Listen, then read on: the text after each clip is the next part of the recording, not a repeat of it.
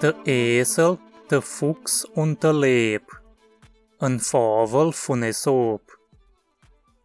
Ein Esel und ein Fuchs haben eine Passerie geschlossen und haben angefangen mit zusammen darum zu gehen, Verfresser zu suchen.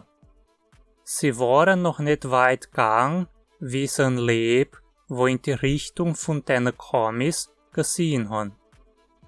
So was sie sehen, hat sie arg verschrocken. Der Fuchs hat aber gedacht, er hat einen Ort gefunden, für sein eigenes Haus zu retten und ist mutig zum Leb gegangen und hat in sein Ohr gesagt: Ich schaffe eine Art Raum, für den Esel zu sperren, dass du nicht Jachten brauchst, und davor versprichst du, mich fortzugehen lassen. Der Leb hat's angenommen, und der Fuchs ist dann nochmal zum Esel gegangen und hat ihm gesagt, dass er ihn durch einen geheimen Weg nehmen tät. Aber das war wirklich ein Loch, wo aufgegraben war, für wilde Tiere reinzufallen. Und der Esel ist da dann reingefallen.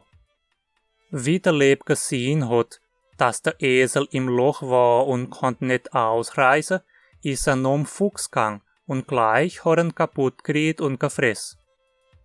Nachher ist er ganz froh zum Esel gegangen und hat ihn auch aufgefressen. Hast du's gern gehört und gelesen, dann weißt du schon, lass ein Like für das Zeichen. Wenn du Hunsrikisch mit mir lernen willst, vergiss nicht den Kanal zu unterzeichnen und das Glöckchen zu stellen. So weißt du immer, wenn's neue Videos gibt. Bis bald!